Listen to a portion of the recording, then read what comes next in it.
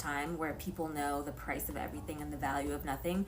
Perfect example is the Dior book tote, which recently was found out to have only cost a mere $57 to produce, but was retailing for close to $3,000. We don't actually know what denotes luxury, the most overused word on the planet right now. If we call everything luxury, then nothing is luxury.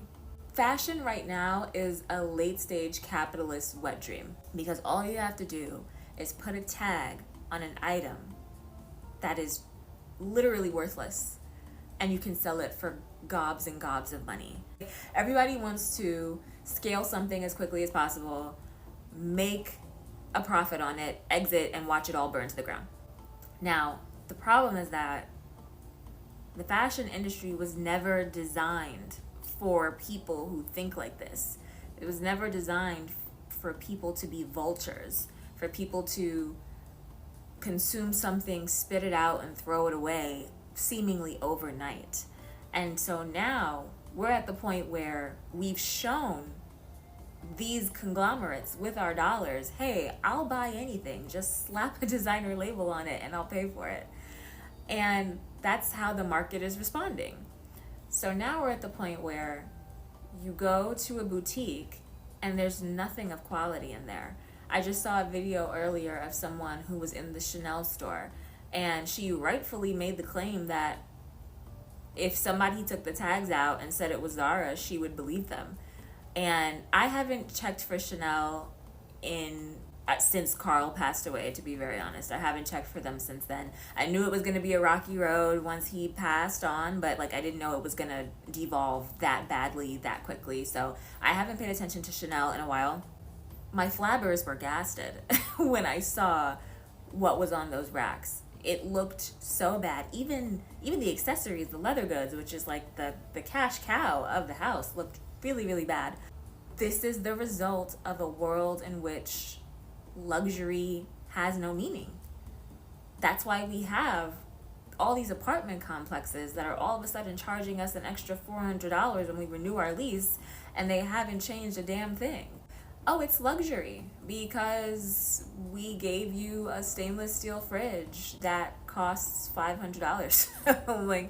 It's luxury now because before you had a white refrigerator, now it's stainless. And we're also frustrated as a collective because we can feel on some level, all of us to some varying degree can feel that we're being fleeced. We can feel that we're being taken advantage of. And when we have people like the Dior book tote girlies who are like, yeah, this is worth $3,000 of my money, it sends a signal, it sends a ripple effect to everyone else who is in the business of making money. Hey, I can charge more for less. I can legitimately charge more for less. That's why you have Chanel raising the price of a bag that no longer is gold plated.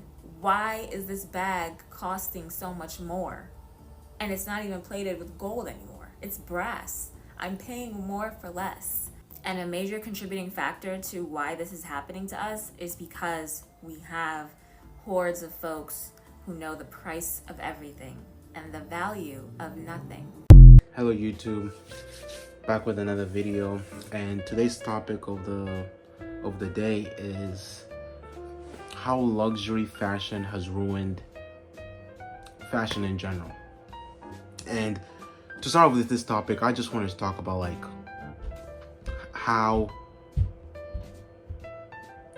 when I first arrived to America, right? 2012, that's when I kind of arrived in America. So 2 years to get acclimated, and then when I entered high school, that's when I really dove into American culture. And comparison, there's none between America and Africa and the world in general. America is just on steroids with everything, let it be technology, fashion, culture, whatever, right? So my introduction to music was through Young Thug, Rich Homie Quan. That I'm gonna call it the 2016 era, because in general 2014 to 15 was just an upcline of not only coming in age and just discovering yourself. It just felt like it was the right placement of technology and just real life. You could still go outside and play and be on your phone. But that's in my point of view. And coming up, fashion just felt alive. I knew I had some deep inclining for fashion, exploring it, understanding it, and just wanting to like find out more, you know. And this is when Instagram was like, where you're like, you look through your recommended page or whatever, and it was just like niggas in tight jeans and just not the typical person, like a black person like me was into. Like, I wanted to see some other representation, so I was introduced to Teaching Men's Fashion. I forget his name, Alex Costa.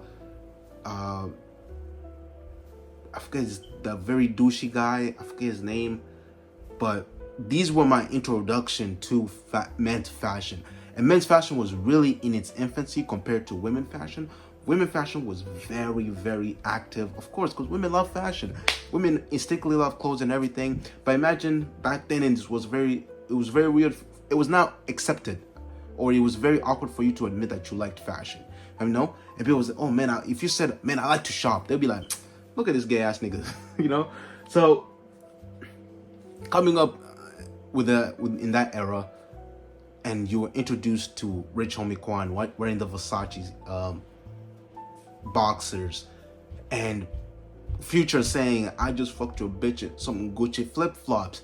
This was somewhere where like a song would mention something and people would wear it the next day. You'd see people, and this was way before people knew about scamming or maybe even dupes. So it was like, you know, some dude, you go to like the worst school in your city, and this dude somehow the next day or the week after, he comes up with Gucci flip-flops, and that dude would wear those Gucci flip-flops religiously because he knew that he was flexing on us and internally trying to get the validation of women, you know.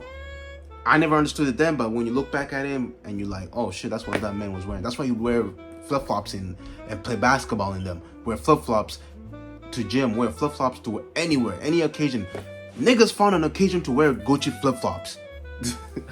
So in coming up with that era, fashion was fun, you know. It wasn't, of course, it was definitely a little bit of flexing and all that, but it was like a way of like, there's something coming up, and we're at the beginning of it. So when luxury first came out, like the first major brand that anyone I feel like was introduced to, probably two of them, is Versace and Gucci. Gucci flip-flops, like I said, right? Then Versace was Migos. Migos were Versace. If anything, they were Versace. Anything they were was Versace. They just gave up that gaudy, that image of Versace. Like, you want to show people, I am rich. You know, I am rich. Although they were not accepted by the culture yet, you know, that Versace, the remix killed it.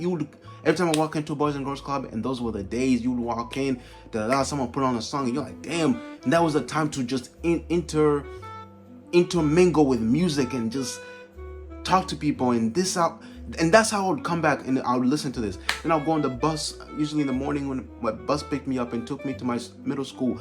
It would be on the Fetty Wap, all these artists, and I was introduced to Kanye.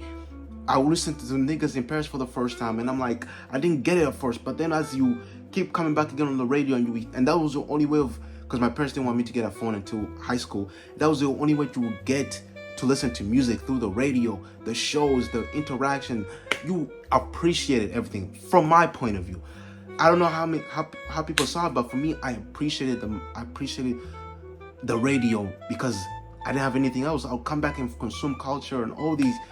And from the vibe I got, that fashion was men's fashion in general was in its infancy, luxury fashion. And then you're hit with the collab of the century that really kicked it off. Right there, the Louis Vuitton and Supreme, that collab in itself catastrophized everything. It was the big bang. Versace was like the experiment. Gucci was the experiment. But that right there, hypebeast, the word hypebeast was created. And then it went from skinny jeans to people wearing the NMDs, all that. And you would see that through your Instagram. You would save it, although you were like, damn, this is some hard shit, bro, right here. We're seeing history, and Versace was still in the infancy where anybody that was a main star, and this is when anyone was a star. This is when Kim Kardashian, the Kim family, they were really stars. You want to talk about stardom? The Kim K family from 2012 to 2018, we accepted their bullshit. Maybe even before that, but that's what I'm saying. We accepted their bullshit. You know, you're married to Kanye, this and that. We accepted your bullshit. This is when we think their word was law, and we thought, man, these niggas can't be scamming. These niggas are, when they told you, this is how I got your money, you believed it. Unless otherwise, you believed it. You know, when the Migos said, we got this from rapping, you believed it. You didn't think they were, okay, then maybe they did, they were gangbanging and all that stuff, but you believed that they were getting money. These niggas were young, rich niggas. And it was exciting, bro. I don't know. I think it was Rob or someone. It's in my short too. I was talking about someone fucked someone's baby mom, and the thing they were fucking them in was the Versace robe. Imagine, people wanted that robe more than anything. I had that on my wish list. I was like, bro, if I get money, I'm gonna buy a Versace robe because it was a significant of wealth. You know, it meant something. It meant that you having this, just having a robe. Imagine having a robe, and then you see the shirt and be like, damn, that dude had a Gucci shirt, bro. You know, we didn't realize like that nigga fake if you're wearing in front of us, you know. But this is when fashion really meant something. The name's Versace, the name's Gucci. Someone could right here. When he said Supreme, you were like, damn, that dude got it. When it says Versace, the big logos, people would Rice Gum wearing the logos, wearing the off-white. Everything was just popping. And to see what it's become now is honestly sad. Fashion, of course, now has branched out with so many collabs coming left and right. Someone can tell you, oh, Versace collabed with the Illuminati or some shit. You believe it, you know, because we're so overstimulated, we're so numb to everything. Unless if something is like it catches our attention, then we are hyper fixated on that. But other than that, it was nothing, you know. It's nothing nowadays like what really fashion should be. Back then when YouTube was like a focus of everything, people's attention, a video would drop and it would have like 50 million by the day. You could tell that, yo, people are actually, the culture is being pushed through this. When the Migos launched culture, they had officially made it. They were wearing Versace and you knew their money was legit. You know, back when Quavo had aura, back when they all had aura, Bad and Bougie, like, come on, bro, you can't. What were they wearing in that video? Versace, bro. To me, Versace meant an arrogance to wealth. A fuck you to all the people. Yes, I'm Young Money, but this is who I am. I got my money. I can flex on y'all niggas. Oh man, let's hide our wealth. No, nigga. Fuck your wealth, bro. I'm gonna show you what it is. I'm gonna make my car as loud as possible. I'm gonna have its light around you. Remember that Lamborghini? The Lamborghini, it was a silver Lamborghini with the rainbow lights under it, like LED lights. My bad, LED lights under it, and that's when you knew someone was new money. Like they made their Lamborghini as loud as possible. People made their Ferraris as loud as possible. Once you wrapped your Ferrari, you were done. You would never be heard from Ferrari because that's what new money was. A car like the Huracan meant something back then. Luxury meant something to people. When I saw Rice Gum, this person, Jake Paul, whatever, they got a Lamborghini Huracan, I know, oh yeah, that dude got money now. That means something. Now, everyone wants to sell you a course. Everybody has a Lamborghini Huracan or renting it out. It's so easy, like, you know, the game has changed. Nobody appreciates now. And now we're talking about silent luxury. Don't get me wrong, I like me some quiet luxury. I was definitely motivated when once I had money, which I am gonna have, dipped out in a suit, everything, and just me talking, because after 30, man, I'm not wearing no street brands. I'm not doing this. I'm gonna hang up my Miharas. I'm gonna hang up everything, and I'm just gonna go and act, because I'm gonna accept that the 30s are a different me, on how I want to be portrayed. I think it's even gonna be earlier than that, maybe 28, at 28, around there. I'm gonna turn into real money, But to finish up my point right here, right? Luxury has ruined what fashion is now. Give me a second. Example. Sorry, it's dirty, but this Samba. A Samba can release, and 2 to 3 weeks later, Gucci has put their tag on it. Name whatever company, they put their tags on it as fast as possible to be on part of the hypes, because they're thinking, if I slap my name on this, people are gonna buy it, which they do. Some of these are tough. Don't get me wrong. The Wells Bonner one, that was tough. I'm not gonna lie, that was tough. But other than that, like Timberland with Louis Vuitton, it just ruined it. Timberland with Supreme, it's like they just slapped on. But me, I hated the Timberland collabs. Maybe just not the Louis one. The Louis one was actually pretty decent, where they had the tongue out and it had the Louis Vuitton. I like that. But other than that, I hated the Supreme collab. I hated most of the collabs because it ruins the shoe. The shoe was so good. But then people are like, it's like people wear them and they go outside. It's like, bro, this shoe has been here since we're in high school. I wanted the Timberland when I was in high school. I don't have the Timberland. It's something that it's really flees my mind, and I didn't want to buy it because it was trending.